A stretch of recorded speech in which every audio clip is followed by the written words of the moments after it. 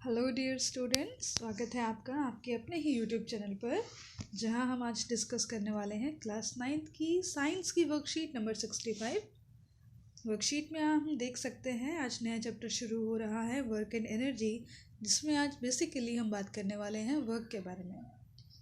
क्या होता है work scientifically and when we call that some work has been done और नॉट। ठीक है, तो हम अभी तक जो जानते हैं हम यही जानते हैं कि अगर हम कुछ भी काम कर रहे हैं, कुछ भी काम से मेरा मतलब है अगर आप बैठकर स्टडी कर रहे हो, रीड कर रहे हो, या आप गाना गा रहे हो, है ना, या और कह सकते हैं हम पेंटिंग कर रहे हैं, कुछ सोच रहे हैं, सोचने का काम कर रहे हैं, थिंकिंग कर रहे हैं, तो हम कहते हैं कि हम काम कर रहे हैं। और जब हम इन कामों को एक टास्क की तरह लेते हैं अपने लिए और उनको पूरा करते हैं, जब पूरा हो जाता है हम बोलते हैं ना, हाँ काम हो गया, work has been completed, task has been completed। लेकिन साइंटिफिकली देखें तो ये काम नहीं है। साइंटिफिकली ऐसा करना काम या वर्क डन में इंक्लूड नहीं किया जाता। तो वर्क डन में क्या इंक्लूड किया जाएगा? तो वर्क डन में ऐसी चीज़ इंक्लूड की जाएगी जिसमें किसी ऑब्जेक्ट पर फोर्स लगाया जाए और जिस ऑब्जेक्ट पर फोर्स लगाया गया है उस ऑब्जेक्ट में मूवमेंट यानी कि डिस्प्लेसमेंट देखा जाए। ठीक है, तो the required conditions for work done would B, दो कंडीशंस रिक्वायर्ड हैं। फर्स्ट वुड बी फर्स्ट है force should be applied on the body, कि किसी बॉडी पर फोर्स अप्लाई हुआ। Secondly body should be displaced, जिस बॉडी पर फोर्स अप्लाई किया गया उस बॉडी में डिस्प्लेसमेंट होना चाहिए, तब हम कहेंगे yes work has been done here. ठीक है, यहाँ पर काम हुआ। इफ कंडीशन देखिए, if any of these conditions does not exist work is not done. दो कंडीशन है हमारे पास, force should be applied, second some displacement should be there. अगर इन दोनों में से कोई एक चीज़ पूरी नहीं होती, यानी कि डिस्प्लेसमेंट है, फोर्स नहीं लगाया, या फोर्स है, डिस्प्लेसमेंट तो हुआ ही नहीं, तो हम बोलेंगे work has not been done, काम नहीं हुआ। ठीक है, तो काम होने के लिए दोनों चीज़ें एग्जिस्ट करनी ज़रूरी हैं। कुछ एग्जाम्पल देख लेते हैं। Example where work does not happen, और हम ये जानते हैं या हम मानते हैं कि अभी तक जो हम समझते हैं, हमारा जो कॉन्सेप्ट है वर्क के बारे में, उसके अकॉर्डिंग हमको लगता है कि काम हुआ, लेकिन साइंटिफिकली देखें तो काम नहीं हो रहा। तो कैसे हैं, क्या एग्जाम्पल्स है? फर्स्ट एग्जाम्पल है applying a force on a wall which won't move। है ना, देखिए अगर आप किसी वॉल पे फोर्स लगा रहे हो, क्या वॉल मूव कर सकती है? बिल्कुल नहीं।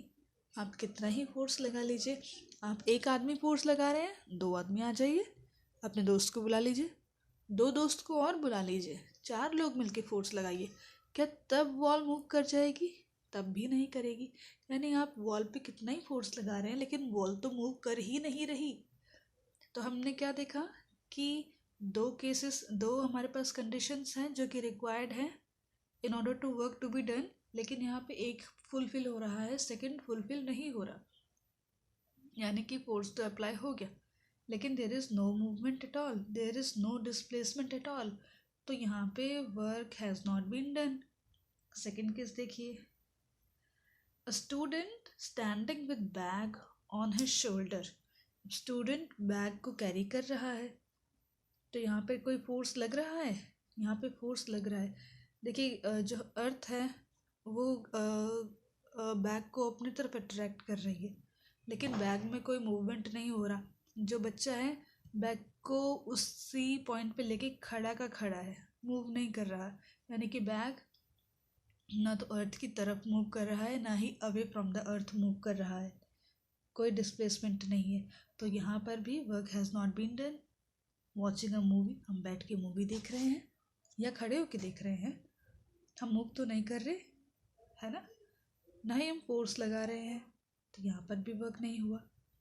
टॉकिंग एक्सेट्रा, बात कर रहे हैं, तो यहाँ पे किसी तरह का फोर्स और डिस्प्लेसमेंट यहाँ पर भी नहीं है। तो जिनको हम बोलते हैं ना कि हाँ हम काम कर रहे हैं, तो बात करना, टीवी देखना, मूवी देखना, ये कोई काम साइंटिफिकली नहीं है, ठीक है।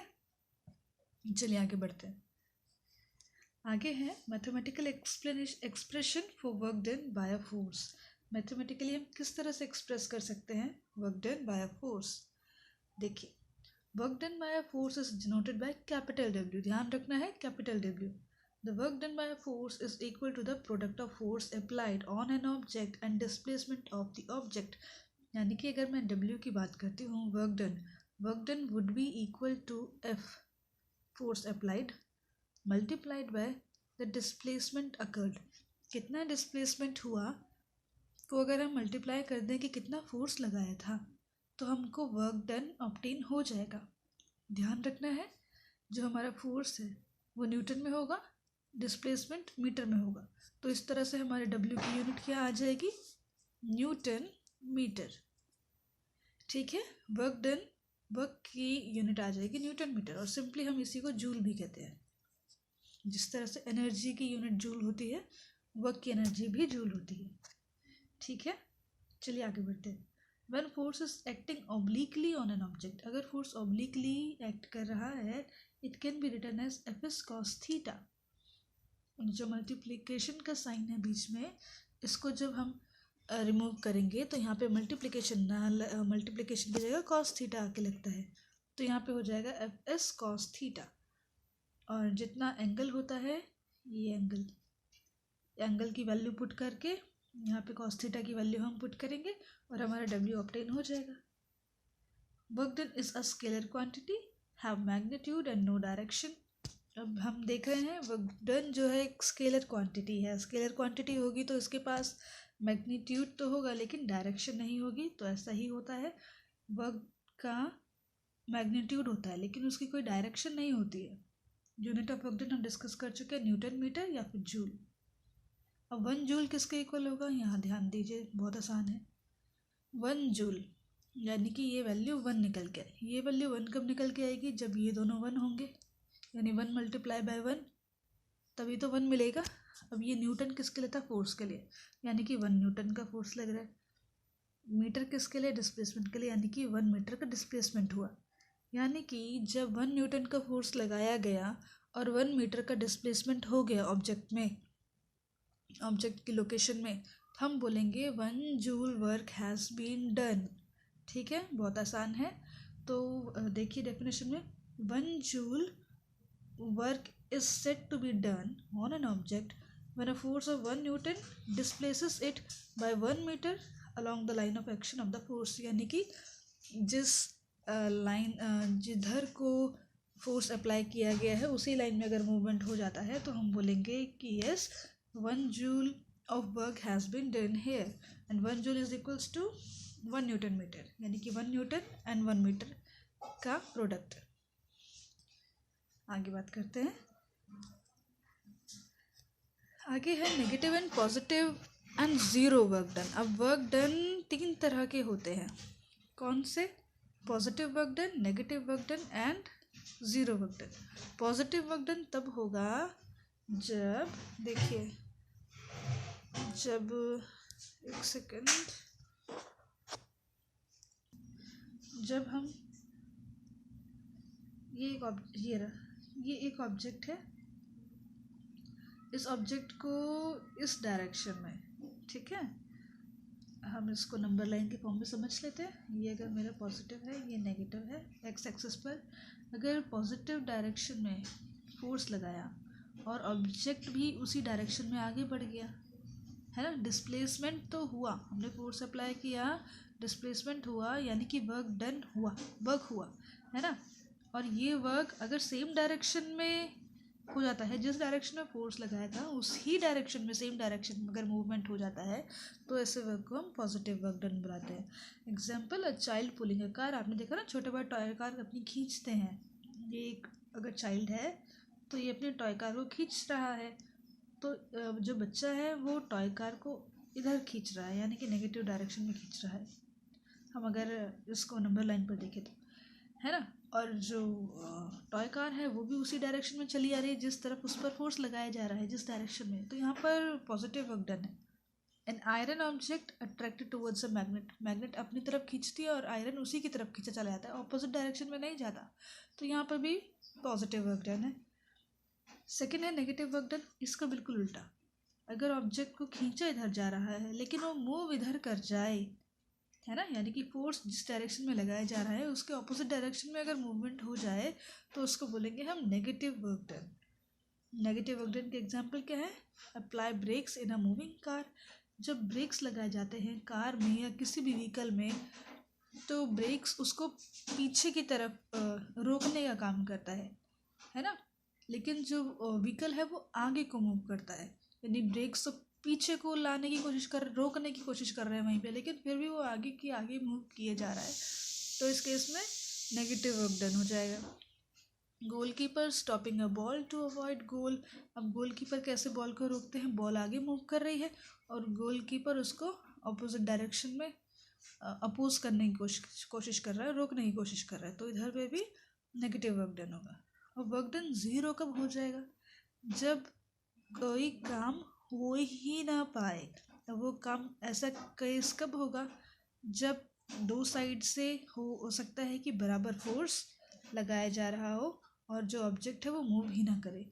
Work done is set to be zero. देखिए, work done is set to be zero when there is no motion in the object or the force acts at right angle। हाँ, ये केस है बेटा। देखिए, एक ऑब्जेक्ट, ये रहा object,